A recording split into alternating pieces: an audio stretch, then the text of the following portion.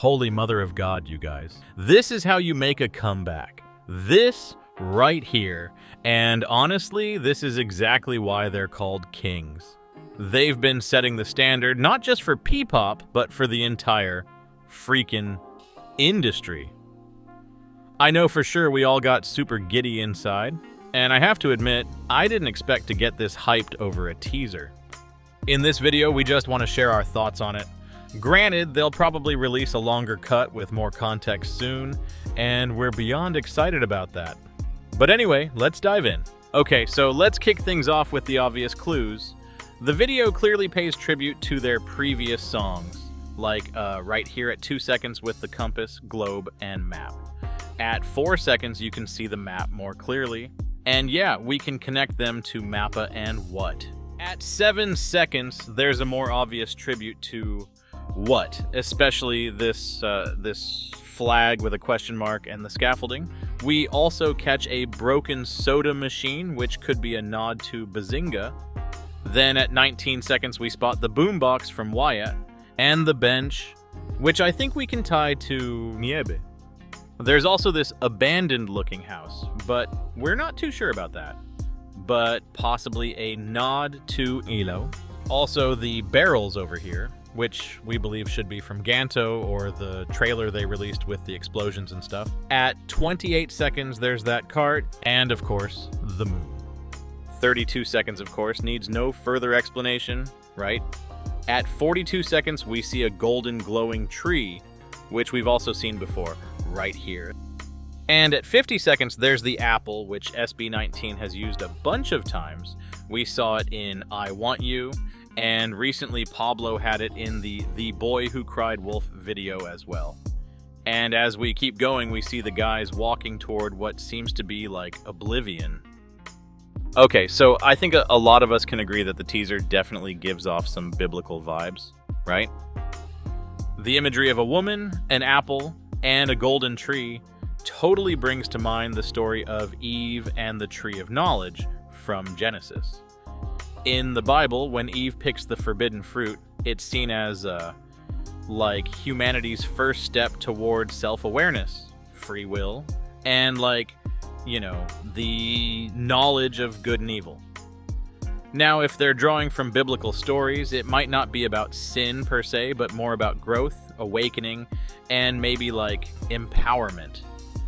That fall from innocence could also be seen as their step toward wisdom and figuring things out on their own. If we look at the 5 characters SB19 might be representing, we see Justin kind of looks like he's blind. Josh, of course, has his arms blackened. Pablo seems to have scars and bruises. Then we have Stell.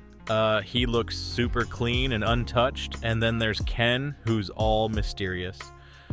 Whether he's hiding his arms inside his robe or maybe doesn't even have arms, we can't say for sure, but yeah, we're probably just overthinking that. Now, going to another interesting detail is that I believe 4 of them are wearing rings. Ken, though, we can't really confirm that for obvious reasons. But going back to the biblical references, in the Bible, blindness is often seen as like a symbol of spiritual insight rather than, let's say, a limitation. So maybe Justin's blindness here represents wisdom and understanding. The blackened arms could symbolize someone who's been through huge challenges, but came out, you know, spiritually or morally stronger. Then scars often stand for healing and redemption, basically kind of like turning their pain into strength and guidance for others. Stell's seemingly untouched and very clean look might represent a connection to harmony and maybe like the ability to stay balanced even in chaos, or maybe just having peace with who he is. The hidden, or, you know, what looks to us at least, like Ken's missing arms, could show reliance on maybe spiritual strength or something, like instead of physical power and inner peace. If this is a biblical-inspired narrative, then the 5 characters might represent different virtues or stages in a spiritual journey. Faith, resilience, you know, healing, leadership, and humility. And with the woman picking the apple, it feels like a story about transformation and enlightenment.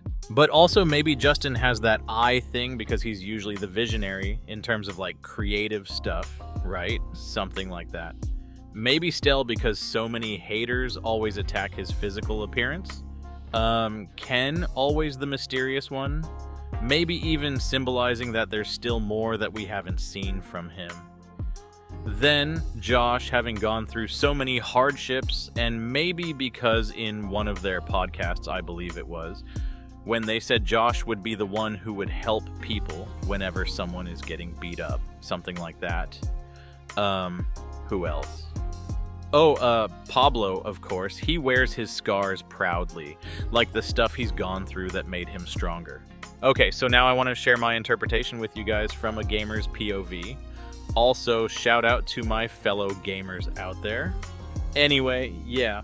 The first thing that popped into my head was the game Elden Ring, specifically the Erdtree DLC. For those of you who aren't familiar with the game, the Erdtree kinda looks like the golden tree we see right here. So in the game's lore, the Erdtree represents divine power and is super important to the world's religion and governance, right?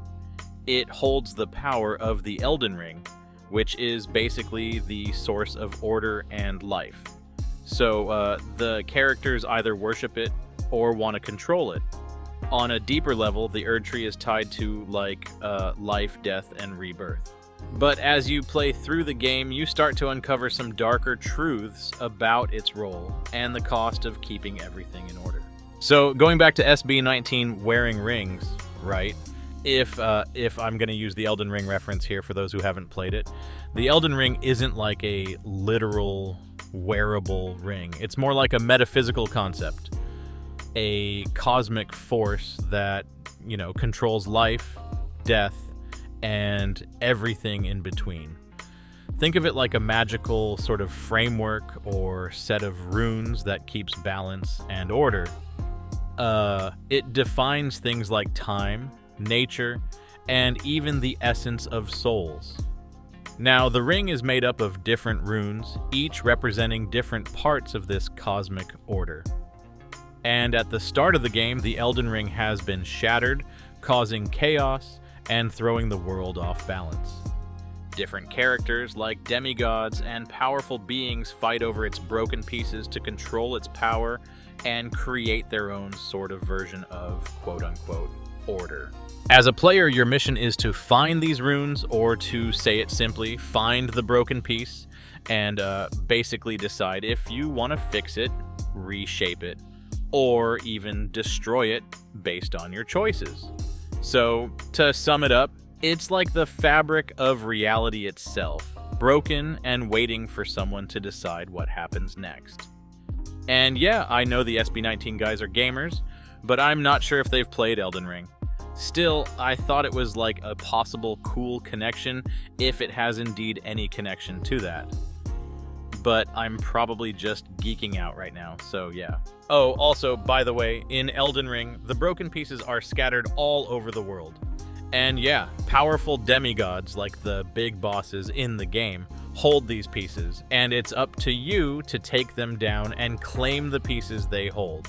So maybe it's like how the boys have conquered their inner demons and like overcome the struggles they've faced. Kinda similar, right? Or maybe even something like conquering this world. It's kind of like Thanos collecting the Infinity Stones, but with a more mystical and philosophical vibe. You know what I mean? But yeah, that's just our take on this amazing teaser. Of course, everything I said is just our interpretation, and we could be way, way off. But one thing we can all agree on is that whatever SB19 drops, it really makes you think and lets your imagination run wild. It's not just about putting something out because it looks cool. Everything is so well thought out. And the production, the scoring, oh my god. It honestly felt like I was watching a trailer for an upcoming Souls-like adventure game, and I had to pick my character from like one of the SB19 members. It's just that cool. But yeah, sorry you guys had to hear my nerd take on it in terms of video games. But anyway, what do you guys think? Drop your theories in the comments below, and if we missed anything, feel free to share it too. And yeah, massive, massive respect to SB19 and everyone behind this incredible teaser. So we just saw the latest hint that SB19 dropped, courtesy of this photo, while we were editing our interpretation video. And yeah, I guess that really makes me think of Elden Ring in terms of like trying to get the world in order kind of thing. But more so like knowing that SB19 and 1Z Entertainment's mission and vision of changing the industry for the better, in terms of honing the skills of artists and making sure they are well equipped, rather than what we have seen in the past where artists, specifically groups, are out there performing when they obviously still need a ton of practice and end up looking like idiots on stage. Excuse my language. And yeah, again, conquering the world, it seems, because we can see in this new teaser image that there are sketches of different parts of the world. I mean, like countries. So yeah. But yeah, bye-bye.